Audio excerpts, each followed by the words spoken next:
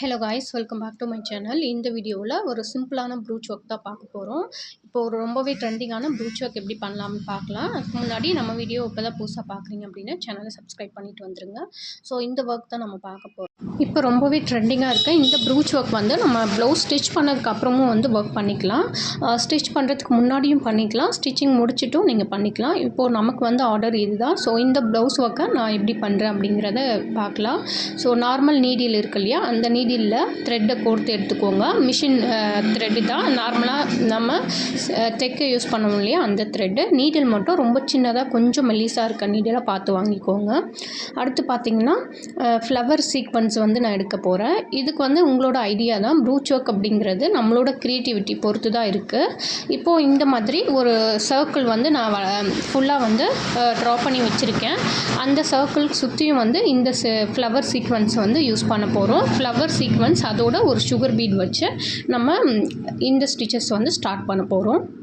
இதுக்கு வந்து உங்களுக்கு டைலரிங் நாலேஜ் தெரியணும் அப்படின்னு கிடையாது, ஆரி ஒர்க் நாலேஜ் தெரியணும்னு கிடையாது. நார்மலாக வந்து ஒரு ஸ்டிச்சிங் தெரிஞ்சாவே உங்களுக்கு போதும். இப்போ பாருங்கள், அடுத்து கொஞ்சம் கேப் விட்டு இந்த இடத்துலேருந்து நீடில் மேலே எடுக்கிறோம். எடுத்துகிட்டு இதுக்குள்ளே வந்து ஒரு ஃப்ளவர் சீக்வன்ஸை அதோட ஒரு சுகர் பீட்ஸ் இந்த மாதிரி கோர்த்து எடுத்துக்கோங்க. திரும்ப வந்து அந்த நம்ம சுகர் பீட்ஸ் எடுத்தோம் இல்லையா, அந்த சுகர் பீட்ஸை மட்டும் விட்டுட்டு திரும்ப ரிவர்ஸில் நீங்கள் இன்செர்ட் பண்ணிங்க அப்படின்னா அந்த சுகர் பீட்ஸ் வந்து நமக்கு லாக் ஆகிடும். த்ரெட்டு வந்து இதில் பார்க்க வேண்டியது, த்ரெட்டு வந்து நமக்கு அங்கங்கே மாட்டிடும், அதை மட்டும் பார்த்துக்கோங்க. ஏன்னா நம்ம வந்து எல்லா ஸ்டிச்சஸும் கையில் தான் போட போகிறோம். ஸோ ஸ்ட்ராங்காக போட்டிங்க அப்படின்னா தான் ஃபினிஷிங் வந்து உங்களுக்கு நீட்டாக கிடைக்கும். அடுத்து பாருங்கள், பக்கத்தில் கொஞ்சம் பக்கத்தில் தள்ளி அந்த சீக்வன்ஸ்க்கு எவ்வளோ கேப் வேணுமோ அந்த கேப் விட்டு நீங்கள் வந்து ஸ்டிச்சஸ் வந்து போடணும். நார்மலாக வந்து இது கையில் தான் ஸ்டிச் பண்ண போகிறோம். உங்களுக்கு நார்மல் ஊசி வச்சு ஸ்டிச் பண்ண தெரிஞ்சாலே போதும். ரொம்பவே சிம்பிள் அண்ட் ஈஸி. இதுக்கு வந்து டைலரிங் நாலேஜ் வேணும்னு கிடையாது, ஆரி ஒர்க் நாலேஜ் வேணும்னு கிடையாது. ஜஸ்ட்டு வந்து நீங்கள் இந்த ப்ரூச் ஒர்க் கிளாஸ் மட்டும் அட்டன் பண்ணி எப்படி பண்ணணும் அப்படிங்கிற மெத்தடை மட்டும் கற்றுக்கோங்க. இதில் நிறைய வெரைட்டிஸ் இருக்குது. ஸோ அந்த ஐடியா தெரிஞ்சாலே போதும். ஸோ அதை மட்டும் நீங்கள் லேர்ன் பண்ணிக்கிட்டு இந்த ஒர்க்கை வந்து நீங்கள் வீட்டிலேருந்து கண்டிப்பாக பண்ணலாம். ஒரு ப்ளவுஸுக்கு வந்து நீங்கள் ஸ்டார்டிங் பண்ணுறீங்க அப்படின்னா 300லேருந்து சார்ஜ் பண்ணி நீங்கள் 1000, 1500, 2000 வரலையுமே சார்ஜ் பண்ண முடியும். அதுக்கு வந்து நீங்கள் கண்டிப்பாக ஒரு லேர்ன் அதை கற்றுக்கணும். இது வந்து பேசிக்லேருந்து தெரிஞ்சுக்கிட்டு அதுக்கப்புறம் வந்து நீங்கள் ஆர்டர்ஸ் எடுத்து பண்ணுங்கள். நல்லா ப்ராக்டிஸ் பண்ணிவிட்டு பண்ணிங்க அப்படின்னா ஃபினிஷிங் வந்து எல்லா ஒர்க்லேயும் ஏனோ தானன்னு பண்ணக்கூடாது. ஃபினிஷிங் வந்து ரொம்ப இம்பார்ட்டன்ட். ஸோ அந்த ஃபினிஷிங் எப்படி கொண்டு வருது அப்படிங்கிறது நமக்கு தெரியாது இல்லையா. ஸோ நம்ம பிகினராக இருந்தோம் அப்படின்னா அதெல்லாம் லேர்ன் பண்ணிக்கிட்டு தான் நம்ம வந்து கஸ்டமருக்கு ஆர்டர் எடுத்து பண்ணி கொடுக்கணும். பாருங்கள், இப்போ இந்த சர்க்கிள் சுற்றியும் வந்து இந்த மாதிரி நம்ம ஃப்ளவர் சீக்வன்ஸ் வச்சு ஃபில் பண்ணிக்க போகிறோம். இந்த சர்க்கிள் மட்டும்தான் கிடையாது, உங்களுக்கு என்ன ஐடியா தோணுதோ ஸோ அந்த டிசைனில் நீங்கள் பண்ணிக்கலாம். ஸ்கொயர் யூஸ் பண்ணிக்கலாம். என்ன ஷேப் வேணுமோ அந்த ஷேப்பில் வந்து நீங்கள் ஃபஸ்ட்டே ட்ரா பண்ணி எடுத்துக்கோங்க. அதோட மெஷர்மெண்ட் வந்து ரொம்ப முக்கியம். எவ்வளோ இன்ச்சு கேப்பில் வந்து இந்த ஒர்க் வரணும் அப்படிங்கிறதெல்லாம் ஃபஸ்ட்டே வந்து நீங்கள் மெஷர் பண்ணி எடுத்துக்கிட்டு அதுக்கப்புறம் டிசைனை வந்து ஸ்டார்ட் பண்ணுங்கள். ஸோ இந்த ஒர்க்குக்குமே வந்து நம்ம க்ரியேட்டிவிட்டியை விட நம்ம ஃபினிஷிங்கும் ரொம்ப இம்பார்ட்டன்ட். ஃபினிஷிங் நீட்டாக கொடுத்தா தான் நம்மளுக்கு அடுத்தடுத்த ஆர்டர்ஸ் வந்து கண்டிப்பாக வரும். ஸோ இது சர்க்கிள் சுற்றியும் வந்து இந்த ஃப்ளவர் சீக்வன்ஸ் தான் கொடுக்க போகிறோம். இந்த சீக்வன்ஸில் நிறைய வந்து டிசைன் வெரைட்டி இருக்குது, இதுலேயே கலர்ஸ் இருக்குது, நீங்கள் அதை யூஸ் பண்ணிக்கலாம். மோஸ்ட்லி வந்து ஷெல்வர்க்கு தான் நிறைய போயிட்டுருக்கு. அதோட வந்து இப்போ இந்த மாதிரி ஃப்ளவர் சீக்வன்ஸு யூஸ் பண்ணுறாங்க. ஃப்ளவர் சீக்வன்ஸ்க்கு பதிலாக இந்த இடத்துல வந்து நீங்கள் லீஃப் சீக்வன்ஸ் இருக்குது. ஸோ அதையும் யூஸ் பண்ணிக்கலாம். உங்களோட க்ரியேட்டிவிட்டி, உங்களோட ஐடியா தான். அதே மாதிரி ப்ரைஸ்க்கு ஏற்ற மாதிரி வந்து நீங்கள் டிசைனை வந்து செலக்ட் பண்ணிக்கோங்க.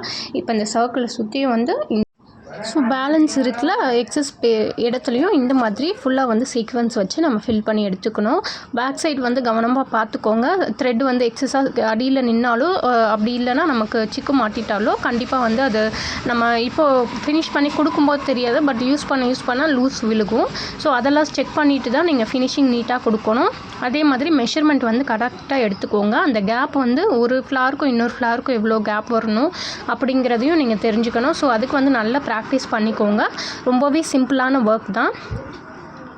பாருங்கள், இப்போ ஃபுல்லாக முடிச்சிட்டோம். இப்போ அந்த ஃப்ளவரோட கொஞ்சம் மேலே இருந்து ஒரு பீட்ஸ் வந்து வைக்க போகிறோம். அது வந்து ஒரு டியூப் பீடு, அதோட 2 பக்கமும் வந்து ஒரு 4 mm பீடு வந்து செட் பண்ணியிருக்கேன். ஸோ கீழ் பார்த்து இந்த மாதிரி கிராஸாக வந்து ஸ்டிச்சஸ் கொடுத்துக்கோங்க.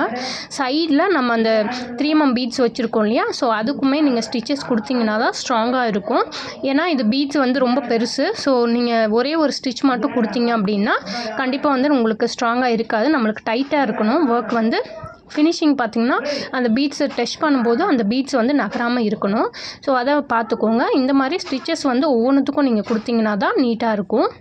அடுத்து பார்த்திங்கன்னா இன்னொரு டியூப் பீட் வைக்க போகிறோம். ஸோ அதுக்கு செகண்ட் வச்சுருக்கோம் இல்லையா, அந்த பீட்ஸுக்கு கொஞ்சம் மேலே வந்து ஸ்டார்ட் பண்ணிக்கோங்க.